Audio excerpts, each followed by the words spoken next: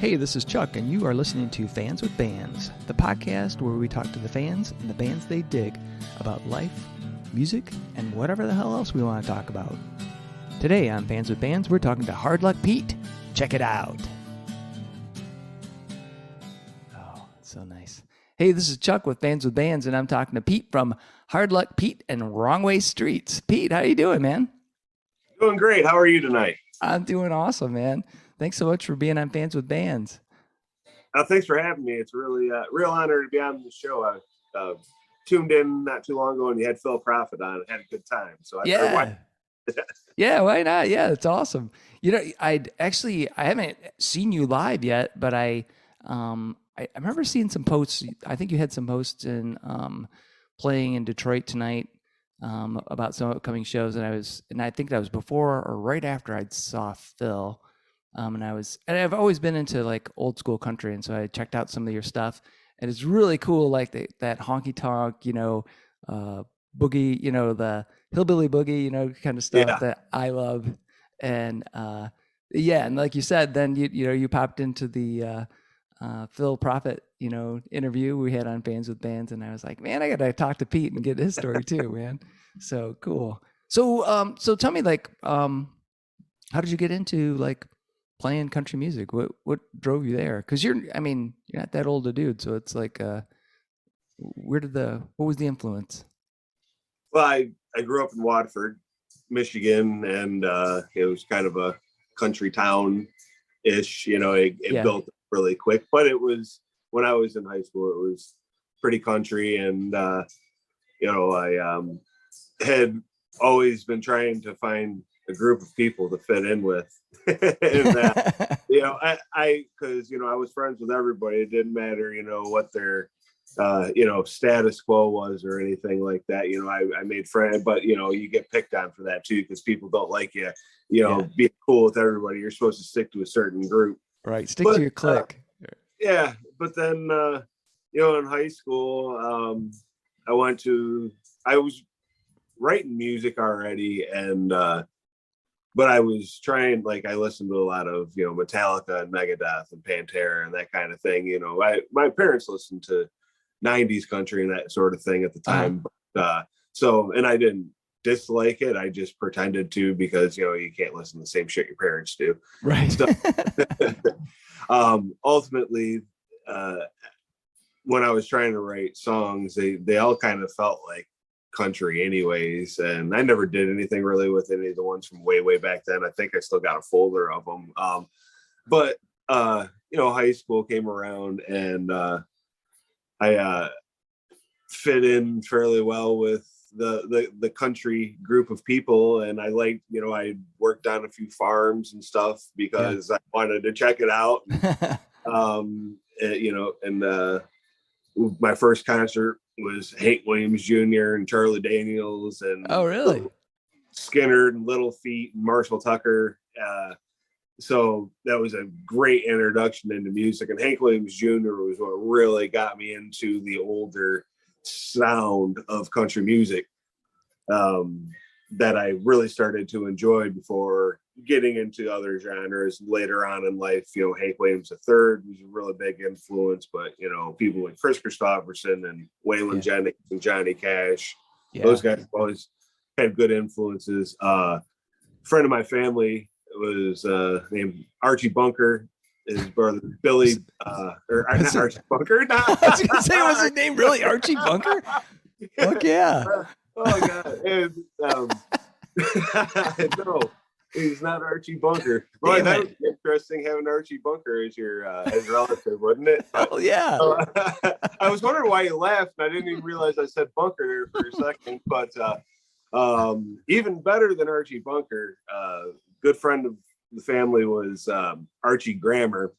His brother was Billy Grammer, who designed the Grammer guitar, and he had also was one of the studio musicians on the Wabash Cannonball. Oh, cool.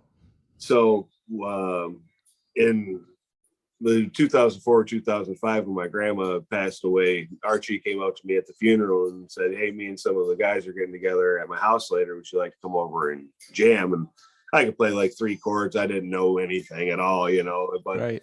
uh, yeah, it was like, yeah, heck yeah, this is awesome. And these guys are all 75, 80 years old.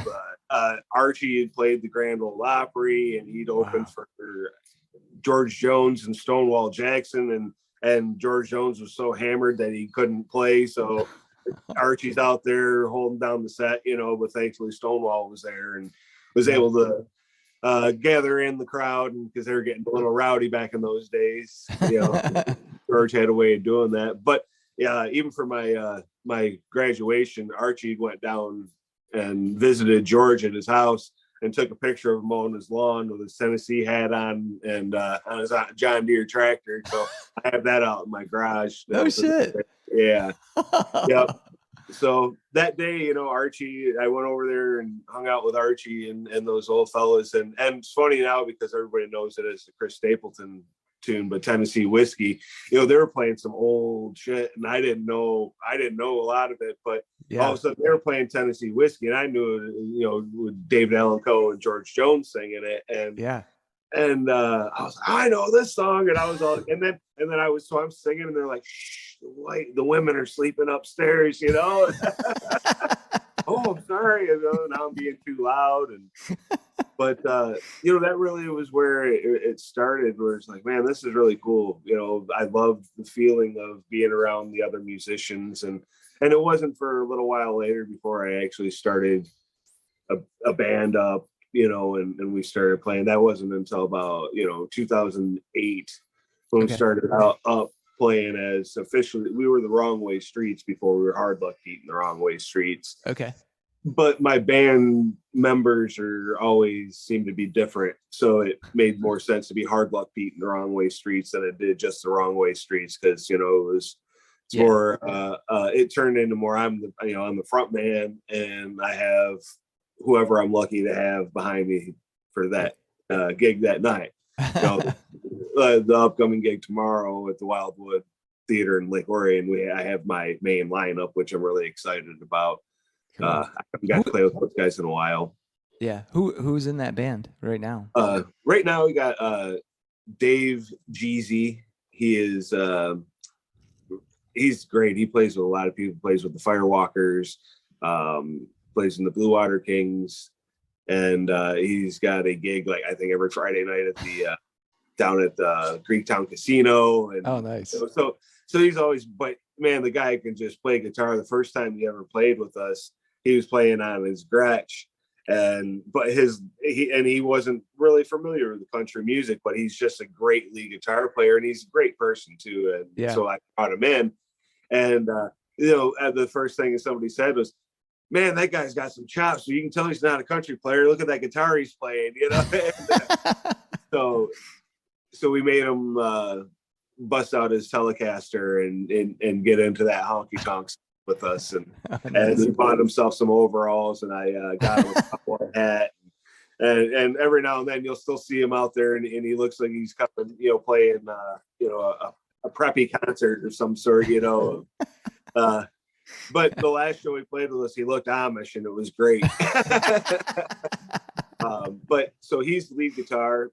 We have Danny Kimash Jr. on drums. He's one of my best friends. He joined the band when Sam Van Wagner was still a part of it, and I met him at Buckshots in Clarkston during an open mic, and he came up after a wedding gig. He's one of the head honchos of the Blue Water Kings, so they had just come from a gig, and he was wearing a suit and a tie. So to me, I started. He's Danny Suit and Tie.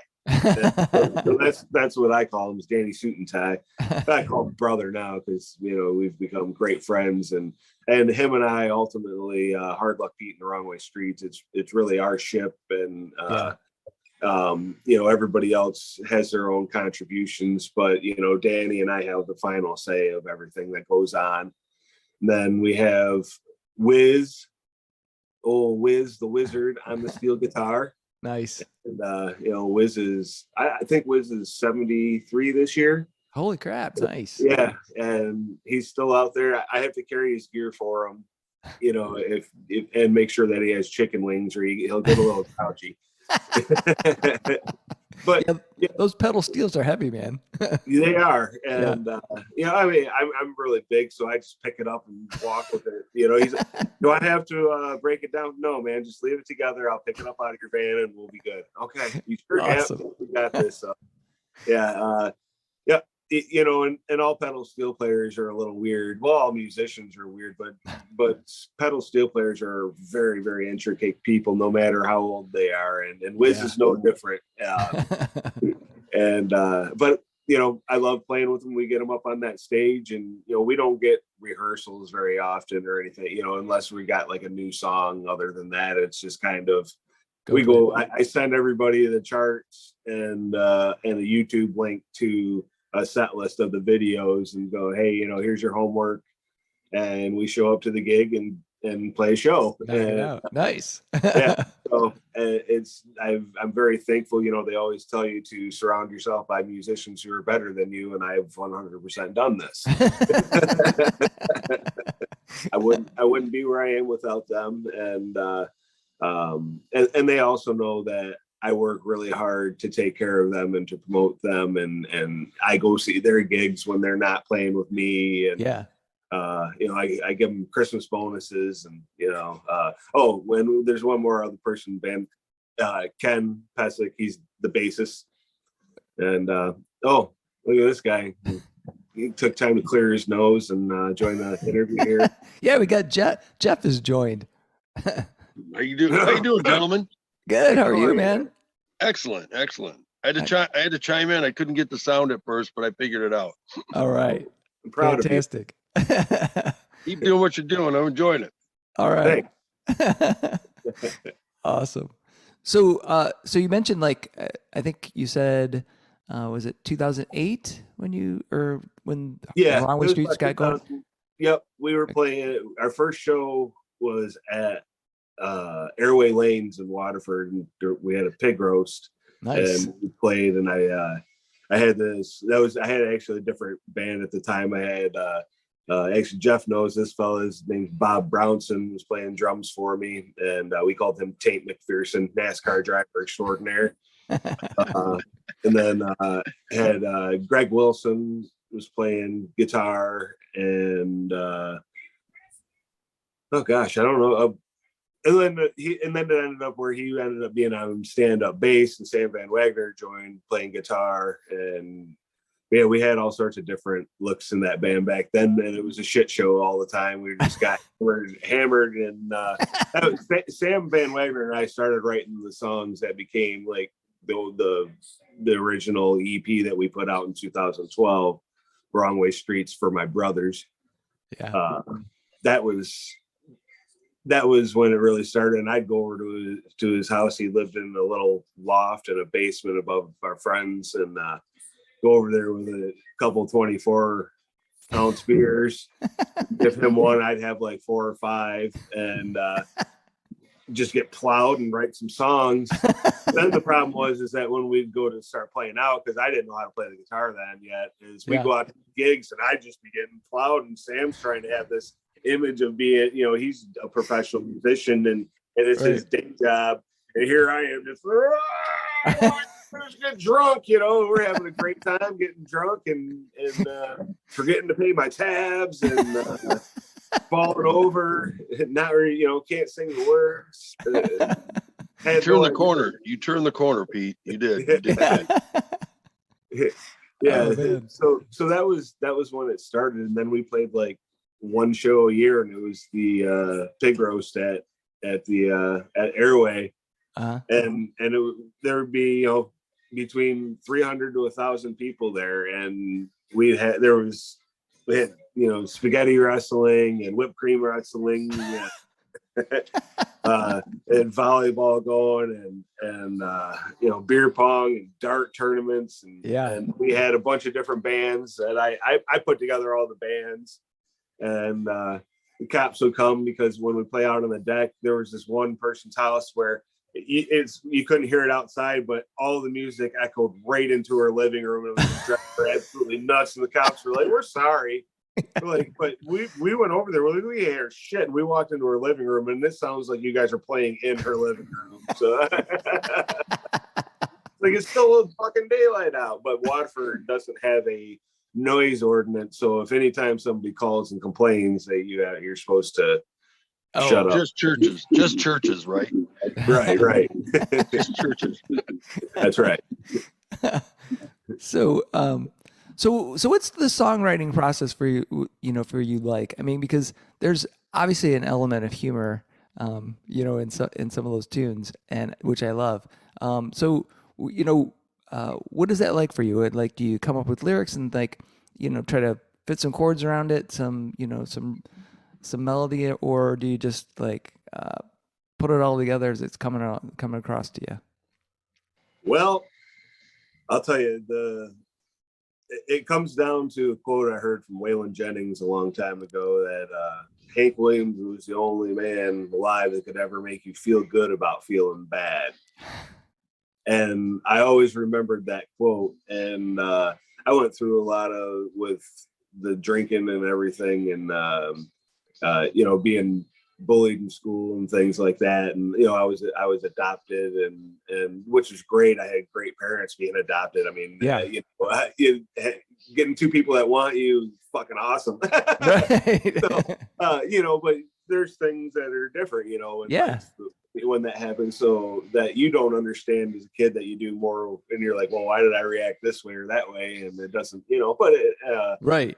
But there was a lot of these things, and I always wanted to feel, and my dad was the same way. He always made jokes about fucked up situations and things like that. So, and I always felt better laughing about things than I did being miserable about them, and it reflects in my songwriting. I come up with, it depends. There might be, it might be something, going on in my life, which a lot of it is. And for the most part, majority of the songs are true with maybe, something embellished to make it make sense, or give you that extra laugh, like, I haven't murdered anybody for cheating on me, but I have been cheated on, and, those kind of things. So, so ultimately, when I go to write a song, something, 4 Nights in Waco is a good example. I was dating a woman at the time, and it was our anniversary, and she had come over, brought dinner, but didn't. I don't need a gift, but it's the thought that counts, kind of thing, And so came over, and there was nothing, and she's like, I bought a ticket to go see my friend and my best friend in Waco. And I'm like, all right, weird day to do that, or whatever. Yeah. And, like, what kind of sign are you sending me here? So, about a month later, she goes down to Waco, and I had this idea pop in my head. Well, because she was going to be there for 4 nights, and I was like, well, 4 nights in Waco, she don't love me no more, or 4 nights in Waco, she come back to stay. I guess I'll see what happens when she comes back. Now, she didn't go down there to leave me or anything like that. And it ended a few months later, however. So, and that really pissed her off, because when she heard the song, she's like, that's not how it ended. I'm like, yeah, but it makes for a song, like, Right. I wasn't leaving you when I went to Waco. I'm like, yeah. She don't love you no less. She don't love you no less. More. That's right. Yeah. So that was my, I made that song around that, and I came up with the lyrics, and then started writing a chord melody, which I do to most of my stuff, which makes it difficult for having people sub in with my band, because I don't have just straight 4/4 or straight 3/4, or 6/8. There's, my timing is tricky. There might be a 5/4, 3/4, 2/4 in the same bar. You never know. It's just I didn't, when I was starting to write this stuff, I didn't have any clue what I was doing as far as writing music. I had a melody in my head, and wrote it down on paper, and I would try to work with other people who played guitar and write around my melodies, and around my lyrics. And then when it got to the point where it was too hard to count on other people to play with my project, I realized I needed to learn to play the guitar. And, so I've spent the last 5-6 years improving my guitar skills slowly. Nice. But I still mostly will start off with lyrics and then try to. And it's a little different now. If I get a like a chorus or something that I'll write, I'll sit down sometimes and try to write to that chorus because I have the skills now. Or I'll text Dave and be like, hey, listen to this. What do you think about that? What should we use for a chord progression? Because I know his knowledge. I've even taken lessons from him. So I know his knowledge is just through the roof. And I know he'll have, you can do this, that, and another thing. Right. Yeah. And we just wrote a new song that I'm calling Dramus Avenue that is in drop D. So I've been learning drop D and I've got the song down already. I'm pretty excited about that. We'll be debuting that tomorrow at the Wildwood. Nice. Excellent. Yeah. So you got any plans to do any more recording? Because I think the last CD I saw that you had out was the 4 Nights in Waco, that EP, right? Yeah, we've been in the studio for about 2 years now. We have about 6 songs started.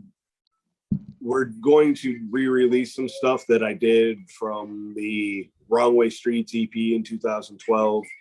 And then there's a few songs that we're going to re-release from the 4 Nights in Waco album.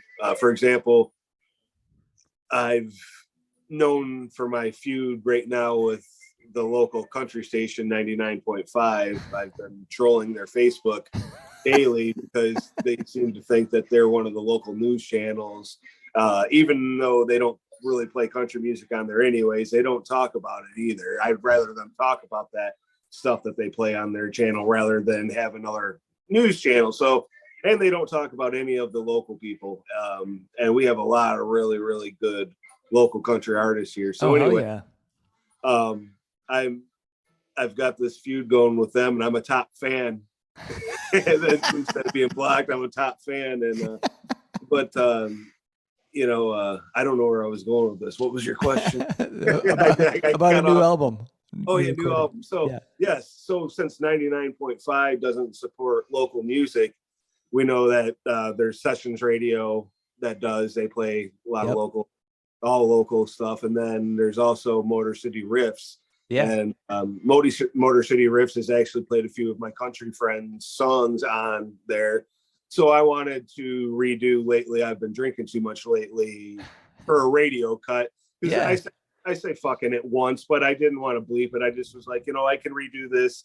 And we've now, over the last couple of years, Danny has done all of our recording and mixing, and Andy Paddlin did our mastering. So, nice.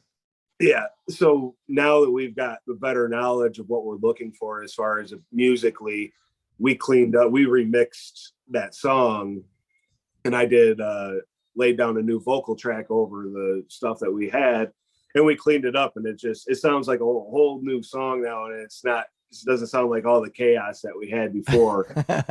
and I changed it to radio friendly, so when we get ready, we're going to release that so we can submit that into Motor City Riffs and try to get a little bit more recognition from the local area here, which we know can be difficult at times. So try everything I can do between, merchandise and trolling 99.5 and talking with fine people like you to get people out to these shows. Not even just see me. I mean, I think you've been following me a little bit for now on Facebook, and you see that I don't just talk about myself. I talk about all these other awesome people. I forget about some of them. There's so many of them. I know.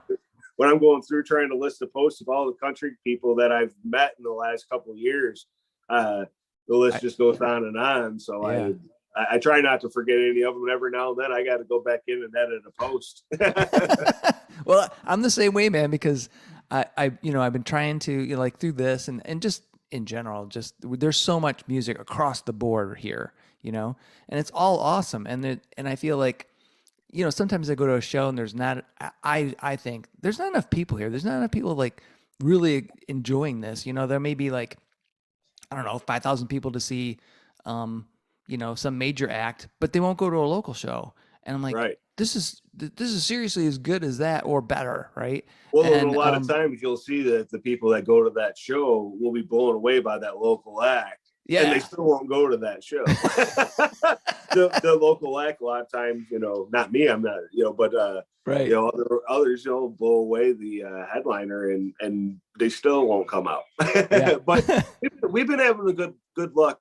They're not all been peachy shows, but yeah, we're getting a better following, and we got the after the Moonshine Bandit show sold out at the machine shop, they added us to it. So that's nice, a nice, 550, 600 person crowd yeah, of people who may not be familiar with us. So we get to entertain a whole new crowd of people. And I'm very excited and honored for that opportunity. Kevin Zink and the people at the machine shop, really, really good people. And they I are, appreciated their help and trying to further my career. yeah, no, they are. That's a great venue too. I love going to the Yeah. machine shop. So Yeah. cool. If I might chime in, the Yeah, go for it. Wildwood Amphitheater is an awesome venue. I've seen many shows there. It's kind of a gem that not a lot of people don't even know about, Yeah, but it's a well, really cool place outdoors. yeah, Jeff, Outdoors. oh, I'm sorry. I was just going to say that you make a great point because I've not been there yet, and I keep seeing like a couple of different shows, like Pete's show, which I'm going to miss tomorrow, but there's a couple other ones coming up next week and something else. I got to get out there because it looks like I've seen pictures of it, and people have been sharing their stuff, and I'm like, wow, I didn't even know about it until this year. Yeah, it's kind of hidden. It's a small outdoor amphitheater, and they have, I think, free shows on Tuesdays, and then they have a lot going on. They just need to get their marketing out a little better with, because I've been to many shows that I was one of the few that showed up because Yeah, nobody heard about it. But other right. than that, it's a great venue. Yeah, yeah, and I think that's kind of the struggle too. Is like when you're talking about like trying to share other bands' posts and your own and stuff like that. It's almost like you got to have that word of mouth on Facebook as well, so you get multiple people sharing it because Yep. that shit gets filtered out, and the next thing you know, nope, you got maybe a core 10 people that are really like extreme followers, but the rest of the people that could be getting it don't get it, right? Right. Yeah. So, Yeah, absolutely. yeah. Well, So, yeah, it's really hard. Facebook makes it almost impossible to reach everybody. yeah. I was trying to do just an ad for the Wildwood show, because I'll monetize ads for the shows to try to get Yeah. people that are following me, and it was like, oh, you can only do $1 a day budget. And then I'm like, fine, I'll try this, and then try to up it after I, and do an increase. But then it's like, Eric, you can't do this. What the I'm trying hell? to give you my money. Right. that I Exactly. Yeah, let's not go there, Pete. I just wanted to see your show, and I could not get goddamn tickets. Jeff had a hard time with the Machine Traps website one day. It wouldn't let him buy tickets. So Oh, damn I it. got him some paper tickets, so he was good. I left Awesome. him I left him a scathing voicemail. It was very entertaining. I had a few drinks and I was trying to buy tickets. Just wanted to see the show. I want to give you my money, damn it. You Yeah. hooked me up, though. You hooked me up, Pete. He did. He made it That's happen. That's awesome. right. I make shit happen. I try to make it happen for everybody. That's really, that's what makes me successful, is because I'm not just in this for me. I'm not making money doing this. I would like to break even, Right. if I could, but I'm paying my guys, a lot of times out of pocket, because I won't pay them just what the gig pays them if it doesn't pay fairly. I'm going to make sure that they're paid what I think that, what I can afford, Yeah. It's over what I can afford, but I do it anyways, because I want people who play in Hard Luck Beating the Wrong Way streets to know that I cherish the fact that they're taking time out of their schedule to play music with me. Not to mention, you know, I want them to stick around and watch the other bands and be a part of this, because this isn't, you know, I don't have people in my band that aren't friends. Yeah. You know, once you come through that door, you're a buddy.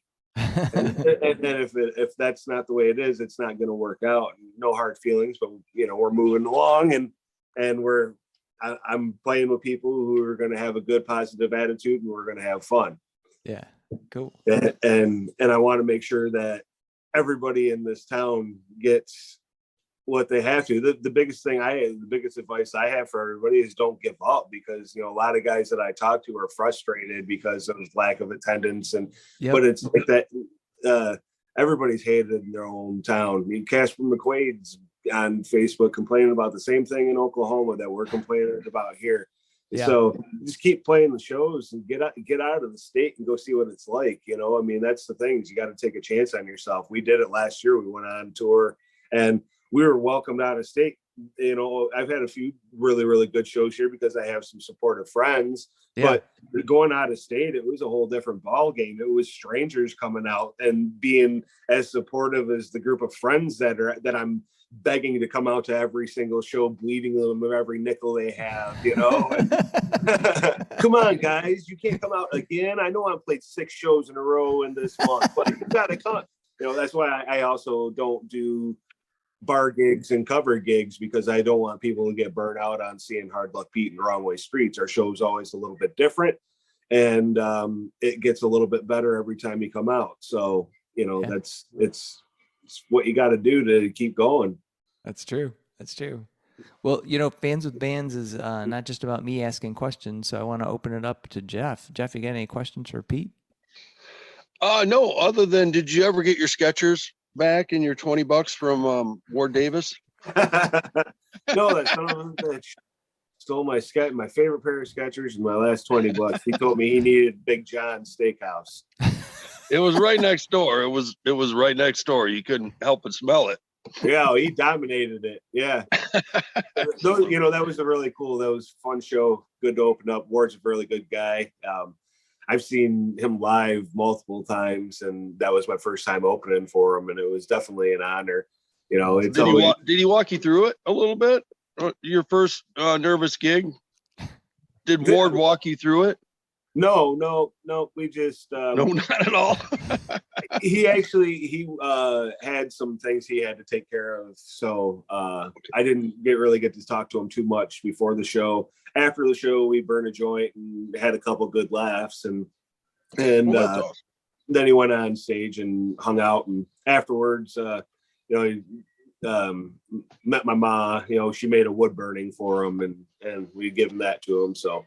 Nice. That was really cool. You know, it was a good experience. You know, it's everybody's got you know, when you're a musician or anybody, everybody's got their own things going on. So, you know, it's easy to, you know, judge like, oh, that guy's an ass or that guy's right. You know, but the thing is that not everybody's going to be the same every single time you see them. Nope. And you know, everybody's got you know, you just got to be patient with people. And, you know, I've learned that a lot over the years. And I think Ward was great. I thought he did a, you know, really good show. And it was a little different because he had a different band from the last time I saw him. Clint Park went off and was doing his own thing. Or if you ask Ward, he fired his ass.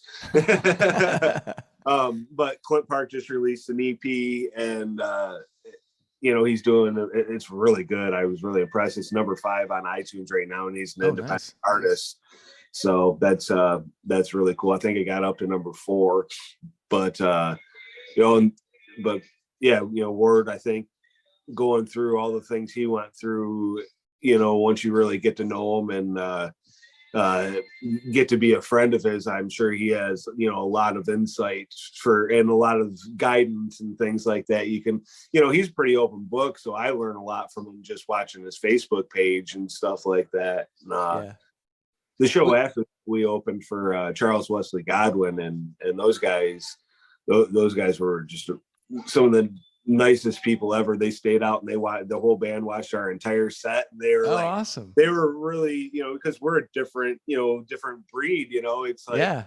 You don't know whether to take it seriously or not, because you go, you got Four Nights in Waco or Trying, which are love songs, kind of, heartbreaking songs. And then, you got Where's Your Sister and yeah, and things like that. So it's somewhere between, I guess, Hank Williams Jr. and Wheeler Walker Jr.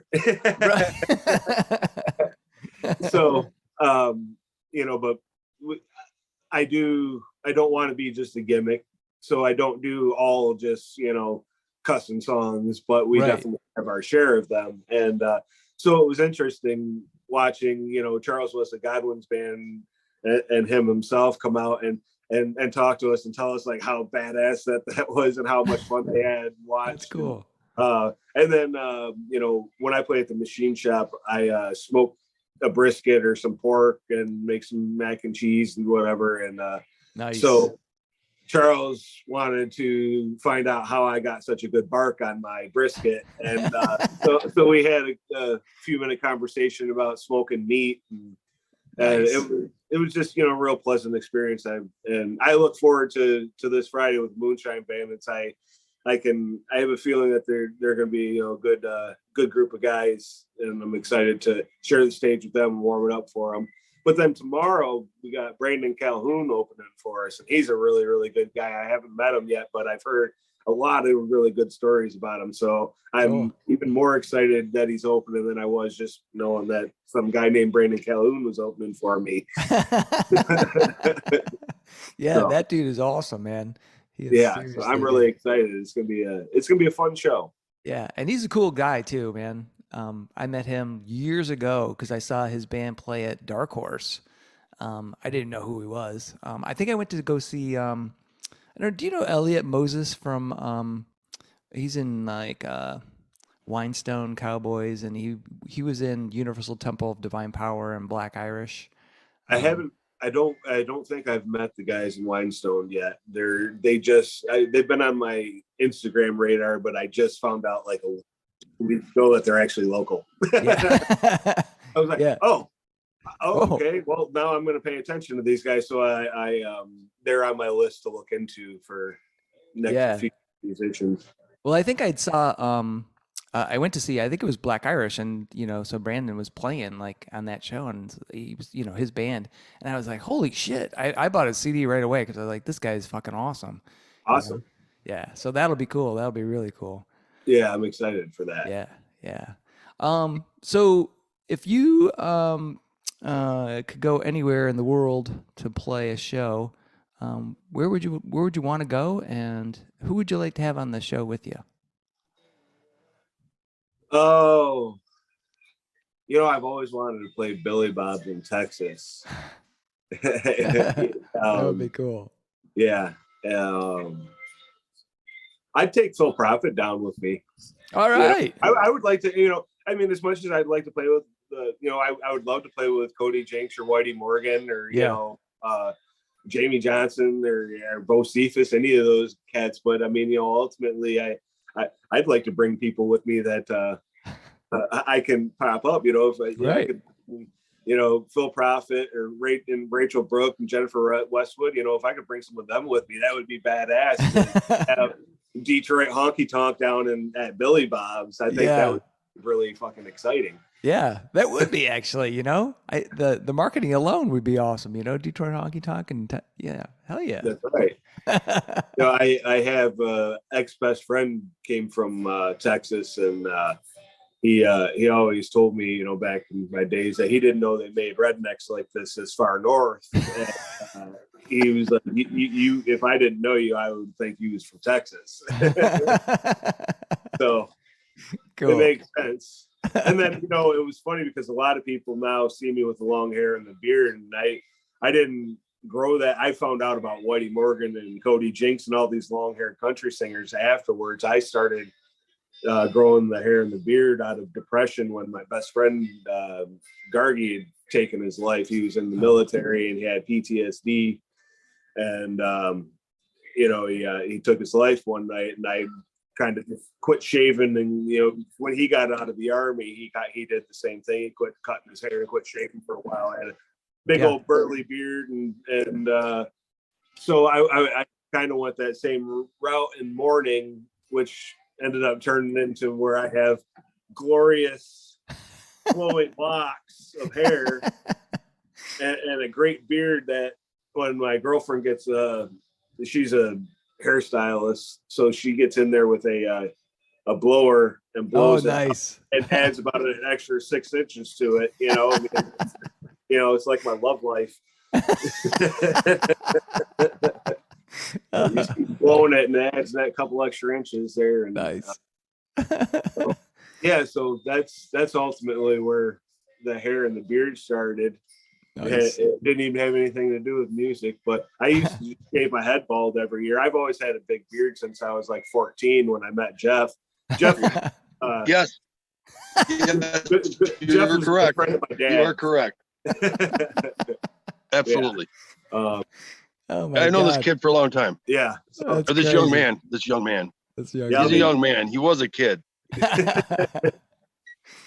Jeff was one of my dad's best friends growing up, and in turn has become one of my closest old man friends growing up, because we all have to have an old man friend, and if it could be anybody, I'm thankful it's Jeff. He's a hell of a guy. Awesome.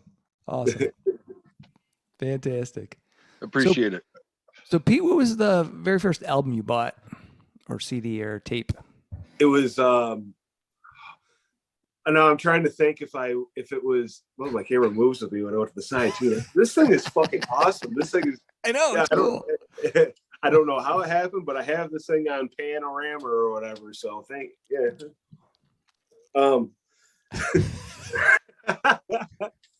so anyway, my first album, I believe, was Metallica's Load album and Stabbing Westward, Wither, Blister, Burn, and Peel. And then it would have been the Columbia House 12 CDs for a penny scam. I got the Garth Brooks double album, Godsmack's album. There was Rob Zombie, I think, was in there. And then, we get this shit that comes to the house, and there's this, fee for ungodly amount of money. And my mom's like, what the hell is this? Calls and yells these people and just motherfucks them. They're like, oh, we're so sorry. You can keep the CDs. You don't owe us any money. Yes. It was exactly what I hoped would happen. Yeah. I don't even know how that placed it. Like, there must have been some people that were paying it, because nobody that I know ever, they ripped that fucking company off so many times. I'm like, oh shit. Yeah. And they kept doing it, because they used to have LPs, then it was like, cassettes, and then it was fucking CDs, and they kept doing it. Yeah. So yeah. Didn't they even send you the penny to start it off anyways? Yeah, probably. Here's your penny back, man. Don't have your mom call us anymore. Yeah, please don't. She was not pleasant with us. So Jeff, how about you? What was your first album you ever bought? Yeah, you guys talk for a second. I got to grab my charger. Well, all right. Yeah, go ahead. I grew up, I had an older sister, and so I used to go through all of her albums, Kiss Alive, and oh, nice. Emerson, Lake and Palmer, and Funkadelic, and Sgt. Pepper's, and she had quite a eclectic collection of really, looking back, it was really cool stuff. REO Speedwagon, wow. When in the 70s. So I was born in 68. So you figure she's 8 years older than me. So oh shit. I wasn't really I really got I didn't have to buy any other than going to Harmony House later on to get your tickets. Yes. And then I ended up dating a girl who used to work at Harmony House. Nice. So I didn't buy a lot of albums or cassettes. I didn't fall into the Columbia House thing. I used to pass out free albums at Piston games when they used to play at the Silverdome. Yeah.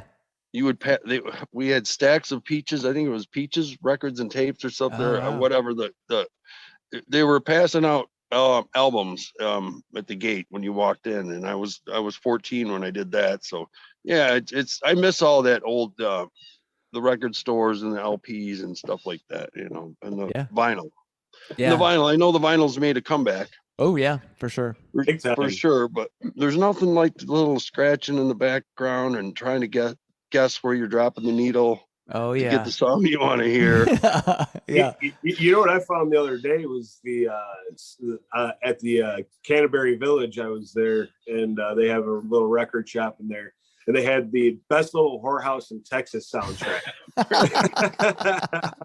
I didn't know they had a record shop there. That's across the street from the Wildwood Amphitheater, by the way. Right. It is. Oh, If anybody wonders. Oh, so they have. I didn't know they had a record store there either. That's cool. That's Yeah, awesome. it's in one of the shops. The little shops there. Yeah. Yeah, That's Yeah. awesome. Yep.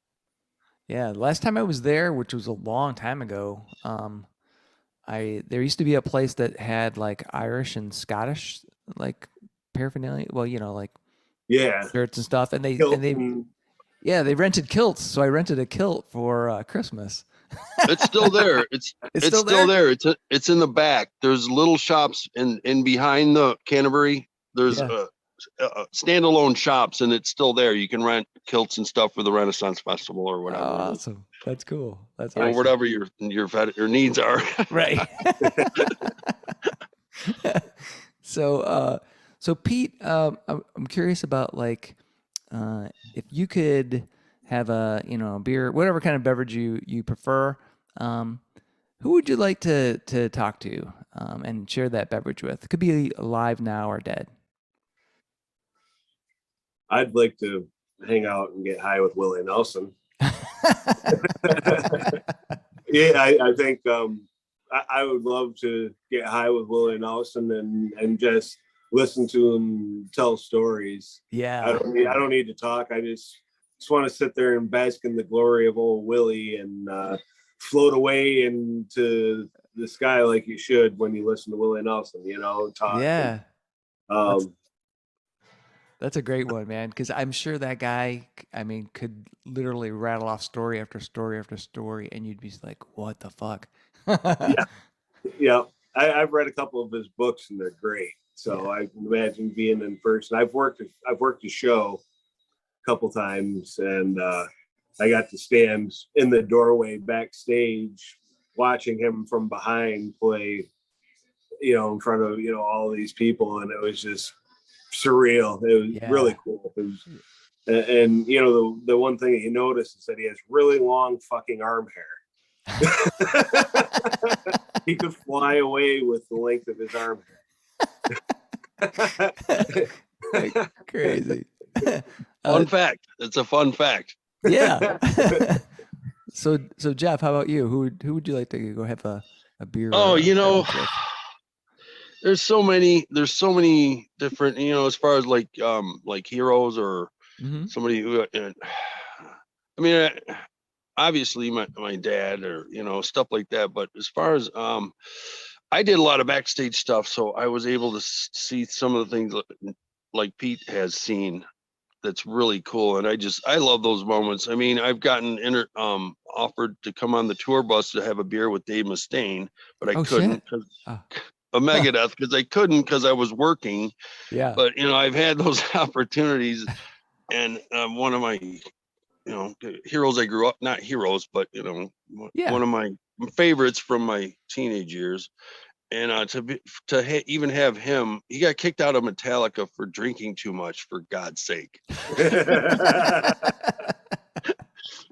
So yeah, even to just get asked, that's all that counts. Sometimes it's just the offer, just was close enough. But like I can imagine, yeah, probably better off that I didn't, but I couldn't because I was working. Crazy. How about you, Chuck? Who would you have a beer with? Shit. I know it's tough. Yeah, I know. Yeah. I asked the question and then I'm like, oh shit, there's so many. You got to think about it for a while. I know. It's like, well, it's probably a rotating list because, you think of somebody now and then you'll, tomorrow you ask me and I'm like, oh shit, this person, honestly, if I could, and I'm kind of thinking in the music vein, I would really, it's not possible, but would really have liked to have been able to like meet Randy Rhoads and just Oh talk yeah, to absolutely. him, Yeah. I mean, That's a good one. That's a good one. I probably would have been like, so my normal MO when I meet somebody that I am impressed with, is that I become tongue tied. I just like, I want to say something really cool. Like I met Woody from Corrosion and Conformity, and I was like, I like your music. I couldn't think of anything to say, and I'm sure it would be the same way with Randy Rhoads. I'd go, Remember, yeah, madman. remember when you were with Ozzy that one time? Yeah. Exactly. It would be like that. If I could be, hang out with somebody alive, I would really like to hang out with Bill Murray. So funny story. We had a Bill Murray. wedding in Charleston, South Carolina. That's where he lives. And so we were like, how do we find out where this guy is, or where he hangs out? And supposedly he doesn't have any kind of social media or anything. There's some number you can call and leave messages. I tried to find that number and I couldn't. So anyway, my wife came up with the idea, let's print a picture of his head, and then we put it on a stick and we carried it around with us in fucking Charleston. And then we took pictures with Bill Murray's head. We were like, maybe he'll see this. Well, he didn't see it, but, and he's never gotten a hold of me. So Bill, if you're listening, but. Yeah, you can be in one of my music videos if you're listening, Bill. Yeah. He's awesome. Yeah. Oh yeah. Well, Pete, I really appreciate you being on Fans with Bands. Jeff, thank you for joining us. This has been fun. Thank you so much. Yeah, man. Thank you. I've only got one last question. It's the controversial question which causes divorce and could international conflicts, I think. And that is pineapple or no pineapple on pizza, Pete? I do not prefer pineapple on pizza. I used to work in a pizza shop, and so I do not prefer it. I don't mind pineapple nowadays. Yeah. I didn't used to like it at all. I got the flu one Easter, and that was the last thing I ate. So it was, a mental thing. Right. But as I've grown up, I don't mind pineapple anymore, but I still don't like it on pizza. It just it doesn't do it for me. No, I'm with you too. How about Jeff? You were shaking. Your head don't mix your fruits with your vegetables. Keep it separate. Something about it, even in a drink. I mean, if you want to be technical, if you're putting tomato on it, you're already putting a fruit on it. That's a gray area, though. Yes, Yeah. Technically, right. It has seeds, and it's in its larval stage still. But tomato sauce, but right. No, I'm not a huge fan of pineapple on pizza. Not at all. Yeah, no, me either. So it's weird, I guess. Unanimous. Let's I guess thumbs down. Hey, and by the way, tomorrow, just real quick before we go, I would like to. Tomorrow's a family-friendly show, so I will be singing "Love You All." However, I don't even know. I got to figure this out. Yeah, there you go. Love you all. Excellent. Awesome. All right. Well, thank you guys again so much for being on Fans with Bands. And Pete, I'll be looking to get out to a show and check and meet you in person. We look forward to seeing you. Thanks again, Jeff. Thanks for joining. Yeah. All right. Absolutely. You guys are great. Awesome. All right. Thanks a lot. Thanks to Pete and Jeff for joining me on this episode of Fans with Bands. I had an awesome time talking with Pete about his band, Hard Luck Pete and Wrong Way Streets, and learning how he got started and his plans for the future. Being a fan of old school country music, I'm looking forward to seeing Pete live and checking out the new album when it's released. See the show notes for all the details and links. These are tough times for everyone in the creative industries such as music. Your support of live streaming, purchasing music, and merchandise is critical.